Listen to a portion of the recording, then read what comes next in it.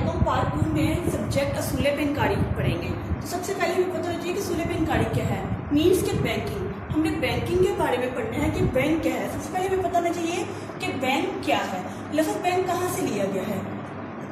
लफ्ज़ बैंक से मुख्तलिफ माहिरीन की राय मुख्तलिफ है। कुछ लोगों का ख्याल है कि लफ्ज़ बैंक अल्तावी ज़ुबान के लफ्ज़ बैंकस या बैंकू से अखज़ किया गया है। कुछ लोगों का ख्याल है कि फ्रांसीसी ज़ुबान के लफ्ज़ बैंकू से लिया गया है। और एक आम राय में ये भी पाया गया है कि लफ्ज़ बैंक जर्मन ज़ुबान के लफ्ज़ बैग से लिया गया है, जिसका मायने मुश्तरका सरमाए के हैं। ज़माने कदीम में सुदागर और ज़रगर बेंच पर बैठकर ज़र का लेन देन किया करते थे, और पेनकारी अपने इब्तिदाई दौर में ज़र के लेन देन तक ही महदूद थी। अगर कोई ज़र या सुदागर अपने वाजिबात अदा करने में नाकाम हो जाता तो कर्ज हुआ इसका बेंच तोड़ देते।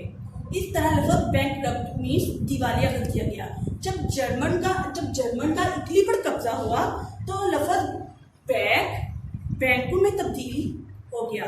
इसलिए मजबूरी तौर पर इन तमाम अल्फाज के मायने बेंच के हैं।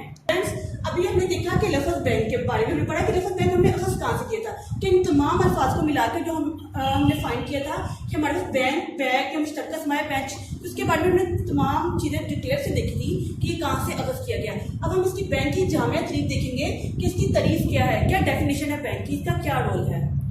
बैंक की डेफिनेशन देखेंगे कि बैंक क्या है। बैंक एक ऐसा अदारा है, मीन्स कि एक ऐसा इंस्टीट्यूट है जो ज़र इतबार का कारोबार करता है, जो ज़र मीन्स के माल का लेन देन उसका बिजनेस करता है। ये अदारा अवाम की बचत की गई रकम को अपने पास बतौर इमानत जमा रखता है और फिर इसे जमाशुदा रकम से ज़रूरतमंद लोगों को पैदावारी और गैर पैदावारी कामों के लिए कर्जे देता है। ये काम शरह सूद पर कर्जे देकर मुनाफा कमाता है।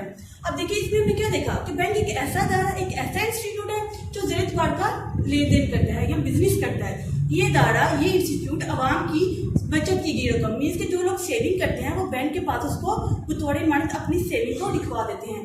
बैंक लोगों की सेविंग को अपने पास बतौर इमारत तो रखता है, लेकिन आगे ज़रूरतमंद लोगों को कर्जे देता है और उनके ऊपर कम शरह सूद पर उनसे क्या लेता है, सूद इंटरेस्ट लेता है और उससे उसको बैंक को प्रॉफिट मिलता है।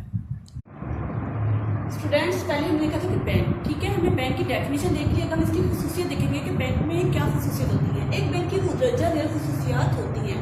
सबसे पहले हम देखेंगे कि एक बैंक मानतों की वसूली करता है जो इंदुल तलब वाजिबुल अदा होती है। वसूली तो वो करता है लेकिन उसने उसको वापस भी करनी होती है। वसूल शुदा मानतों को बैंक किसी से अगर मानते वसूल करते हैं तो उनको आगे बतौर कर्ज भी देता है। लोग उसे अपनी ज़रूरत पूरी करते हैं। बैंक अपने ग्राहकों से चेकों और बिलों की वसूली भी करता है। इसकी सरगर्मियों का मरकज हमेशा बैंकारी कारोबार होता है।